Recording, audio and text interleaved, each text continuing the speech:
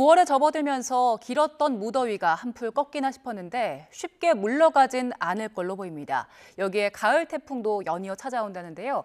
오늘의 날씨 공항진 YTN 재난위원 연결해서 알아보겠습니다. 위원님 나와 계시죠?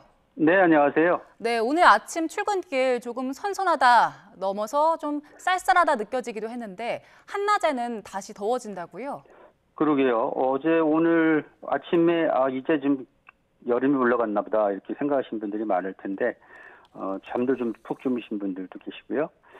근데 어제 실제 기온이 떨어지긴 했어요. 서울 지방의 낮 최고 기온이 어제 26.9도까지 떨어져서 7월 29일 날 27.8도를 기록한 이후에 34일 만에 낮 최고 기온이 30도 아래로 떨어졌거든요. 그러니까 폭염주의보도 뭐 다 해제가 됐고요.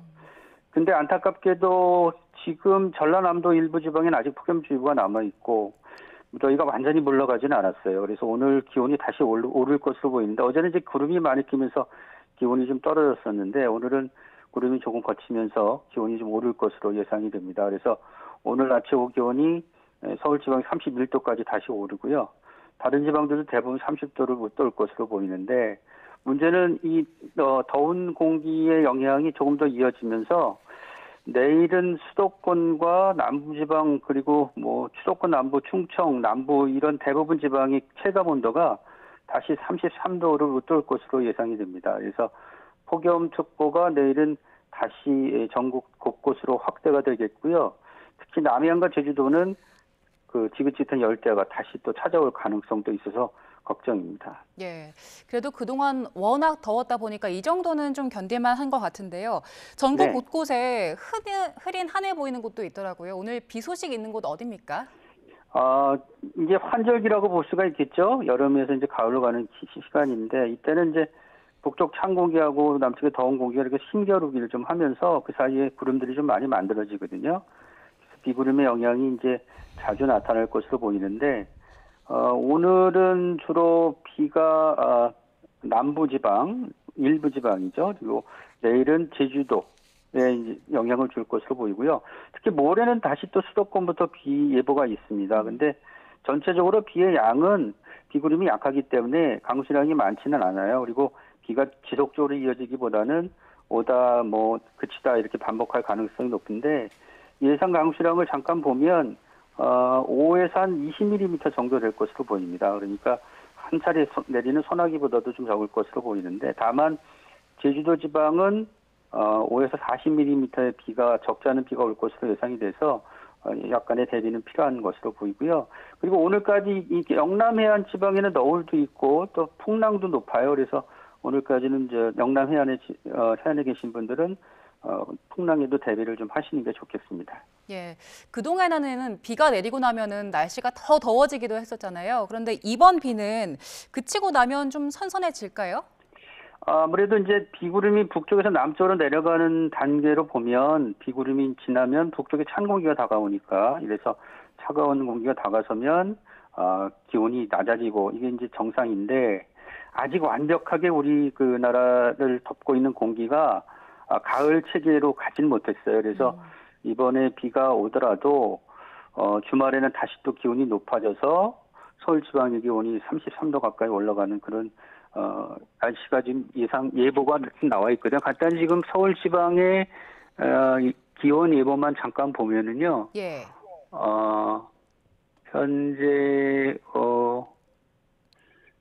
서울이 이제 일요일 날이 32도까지 다시 오르거든요. 그러니까 금, 토, 일, 월, 화 이렇게 쭉 31도에서 32도 정도 기온이 오르는데 32도면 체감 온도가 33도를 넘을 수가 있는 거죠. 그러니까 폭염주의보가 내려질 수 있다는 거니까. 그래서 이렇게 기온 전망을 조금 보면은 특징적으로 상순까지는 이렇게 30도를 넘는 더위가 이어질 것으로 보이고요.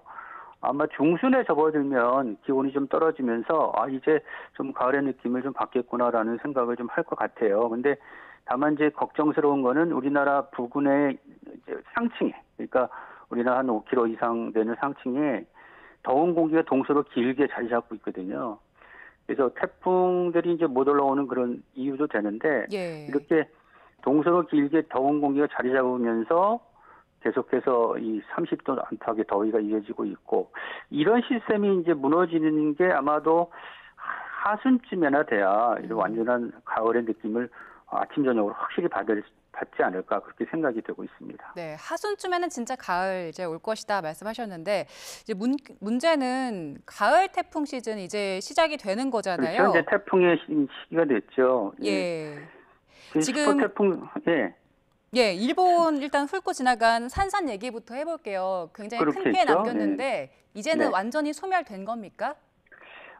산사는 지난 그러니까 일요일 날이죠. 일요일 오전에 아이치현 남쪽 해역에서 혼슈, 그러니까 일본의 본토죠. 혼슈 중부를 향해 북쪽으로 이동하다가 아주 약해졌어요. 그래서 지금 현재는 이제 흔적 찾아보기가 어려운데 이 태풍 산산이 사실은 굉장히 강했던 태풍이거든요. 예. 그래서 들어오기 전에 일본에서 굉장히 큰 비상사태가 선언이 되고 했는데 이 태풍이 상당히 오랫동안 일본에 영향을 줬습니다. 힘이 약해지긴 했지만 비구름은 일본 전체적으로 영향을 줘서 강수량만 800mm 이상 내린 지역도 여러 곳이 있고요. 특히 태풍 산산의 직접 영향권에 들었던 시즈오카현에서는 645mm 집중호우가 내려서 평년 8월 한 달치 강수량의 3배를 넘기도 했습니다. 그래서 이렇게 곳곳에서 많은 비가 오면서 인명 피해도 발생을 했죠. 그래서 사망이 6명, 실종이 1명, 그리고 부상이 127명이나 됐는데 그리고 많은 가축 가옥들이 파손이 되기도 했고요. 그래서 이렇게 산산이 일본에서 이제 완전히 소멸이 됐는데 예. 사실은 이제 태풍 산산 이후에 또 태풍이 오고 있어서 걱정이죠. 예, 말씀하신 대로 이후 태풍들이 좀 걱정인데 아직 12호, 13호 발생은 하지 않았지만 한반도로 향할 가능성이 조금씩 나오고 있더라고요. 어떻습니까? 지금 이제 태풍 11호가 이제 발생을 했죠. 약이라는 태풍인데 이 태풍이 일요일 밤에 발생을 해서 현재 느리게 필리핀 북쪽을 지나고 있어요. 그래서 이 태풍이 아직은 시속 72km의 강풍을 동반한 약간 태풍이지만 힘이 점점 세져서 모레쯤에는 시속 120에서 150km에 이르는 강한 태풍으로 발달할 가능성이 있는데요. 이 태풍이 현재로서는 우리나라에 영향을 미칠 가능성은 매우 낮습니다. 왜냐하면 필리핀 북쪽을 지나서 중국 남부 해안, 그래서 결국은 베트남과 중국의 국경지대까지 이를 것으로 보이기 때문에 우리나라의 영향은 거의 없을 것으로 그렇게 예상을 하고 있습니다. 예. 다만 이제 네, 말씀 이어가시죠. 예. 문제는 이제 태풍의 길이 이제 점차 우리나라 쪽으로 조금씩 열리는 거 아닌가 이런 이제 우려 섞인 그런 전망들도 나오고 있는데, 근데 현재 이제 12호나 13호 태풍들이 이제 곧 발생할 것으로 보이는데, 전 세계적으로 이렇게 나와 있는 태풍 모델들의 예상 결과는 되게 엇갈려요. 그러니까 우리나라에 영향을 줄 가능성도 있지만 그렇지 않을 가능성도 있어서 지금 현재 몇 호 태풍이 우리나라에 영향을 줄 것이다 이렇게 예상하기는 어렵거든요. 또 하나 요즘 태풍의 특징을 보면 최근 들어서 발생했던 태풍들이 전부 태풍의 움직임이 매우 불규칙했어요. 그래서 예상하기가 점점 어려워지는데 산산의 경우도 사실 일본에 들어갈 때만 해도 굉장히 강한 성격을 갖고 있어서 태풍이 일본을 열도를 쓸어버릴 것이다 이런 아주 우려가 나오기도 했는데 사실은 태풍이 일본에 들어오자마자 약해졌거든요. 24시간 안에 등급이 3등급까지 떨어지는 이런 이상한 진로를 보였고 게다가 갈 곳을 잃어서 다시 바다로 빠져나오기도 했고요. 그리고 우리가 기억하는 태풍으로 지난해 태풍 우리 카눈이라는 태풍이 있었는데 이 태풍도 갈지자 진로를 보이다가 우리나라 최초로 남북을 관통했거든요. 또 2021년에 찬토라는 태풍이 있었는데 이 태풍 역시 갈 곳을 잃고 막 방황하다가 제주도 부근 해상에서 한 바퀴를 돌기도 했어요. 그러니까 이렇게 태풍들이 점차 우리가 예측하기 어려운 진로를 겪는 이유는 그만큼 지구가 열병을 앓으면서 이제 지구 환경이 변하고 그래서 어떻게 움직임을 보일지에 대한 전망이 점점 더 어려워지는 것이죠. 왜냐하면 우리가 만들어 놓은 예보의 틀은 옛날 과거의 환경을 갖고 기준으로 하는데 그 환경 자체가 변했기 때문에 예보가 점점 어려워지는 거거든요. 그래서 현재 나타나고 있는 태풍들이 직접 우리나라에 영향을 준다, 안 준다 아직 예상하기는 좀 이르지만 문제는 이제 가을이 되면 우리나라에 머물고 있던 더운 북태평양 고기압이 좀 점차 이제 동쪽으로 빠지는 기간이거든요. 그럼 빠지는 기간이 되면 북태평양 고기압의 가장자리를 따라서 태풍이 올라올 가능성이 있기 때문에 그럴 경우에는 강한 가을 태풍이 우리나라에 영향을 줄 수 있다.